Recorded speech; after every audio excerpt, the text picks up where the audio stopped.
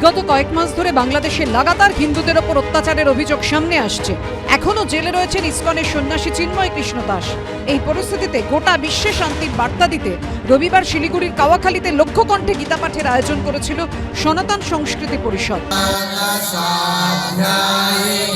শিলিগুড়ির কাওয়াখালী ময়দানে এই মুহূর্তে আমরা দেখতে পাচ্ছি গীতা পাঠ শুরু হয়েছে। শুধু মাথায় দেখতে পাচ্ছি আমরা, প্রচুর মানুষ কিন্তু এখানে গীতা পাঠে অংশগ্রহণ করেছে। এই মুহূর্তে এখানে গীতা পাঠ চলছে। বিজেপি রাজ্য সভাপতি সুকান্ত মজুমদার থেকে প্রাক্তন বিজেপি সাংসদ দিলীপ ঘোষ, দার্জিলিংয়ের বিজেপি সাংসদ রাজু বিস্ট সহ একাধিক বিজেপি নেতা এদিন উপস্থিত ছিলেন গীতা পাঠ অনুষ্ঠানে। ওই বাংলাদেশ নিজের ভবিষ্যৎকে আর অন্ধকার করছে, আর কিছু না। সংখ্যালঘু কাছা আছে চলে যাবে, তারপরে সিরিয়া হয়ে গেলে ওখানকার 10-15-20 কোটি লোক কোথায় যাবে সেটাও ভাবতে হবে। শুরু থেকেই রাজ্যের তৃণমূল সরকারের বিরুদ্ধে তোষণের অভিযোগে সরব বিজেপি। এই অবস্থায় বাংলাদেশে সে দেশের সংখ্যালঘু অর্থাৎ হিন্দুদের ওপর যখন একাধিক অত্যাচারের অভিযোগ উঠেছে, তখন সেই ইস্যু নিয়ে তৃণমূলকে নিশানা করতে ছাড়েনি বিজেপি নেতারা। ভগবান শ্রীকৃষ্ণ গীতায় দাঁড়িয়ে বলছেন যে তুমি যে পথ দিয়ে যাও না কেন তুমি আমাতেই পৌঁছবে। এটাই হচ্ছে ধর্মের মূল কথা। তুমি পথ ভিন্ন ভিন্ন হতে পারে, কিন্তু লক্ষ্য সবার এক। সেই লক্ষ্যে সবার চলা উচিত। এরকম ভাবা উচিত নয় হিন্দুদের মন্দির পোড়াবো, মূর্তি ভাঙবো, হিন্দু মেয়েদের ইজ্জত নেব, এই মানসিকতা থাকা উচিত নয়। পাল্টা বিজেপির বিরুদ্ধে ধর্ম নিয়ে রাজনীতি করার অভিযোগে সরব হয়েছে তৃণমূল।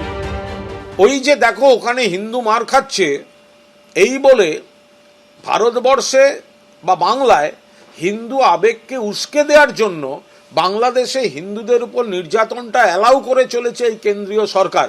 এই অভিযোগটা বারবার উঠে আসছে, আর বারবার বলা হচ্ছে কেন্দ্র একটা কড়া ব্যবস্থা নিক, পদক্ষেপ নিক, যাতে বাংলাদেশে ওটা বন্ধ হয়।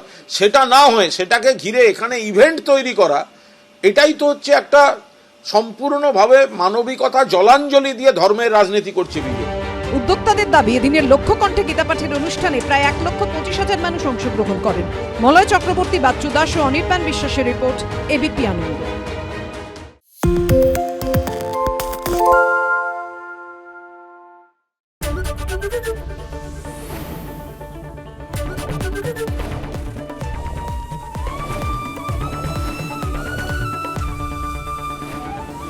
এবিপি আনন্দ, এগিয়ে থাকে, এগিয়ে রাখে।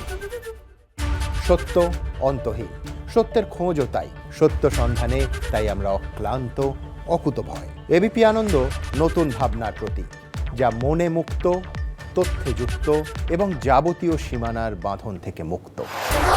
সীমা না শব্দটির মধ্যে লুকিয়ে আছে মানা শব্দটি, যেন চোখ রাঙানি এক অদৃশ্য বেড়াজাল, যা আটকে রাখে আমাদের এক ছোট্ট গণ্ডির মধ্যে।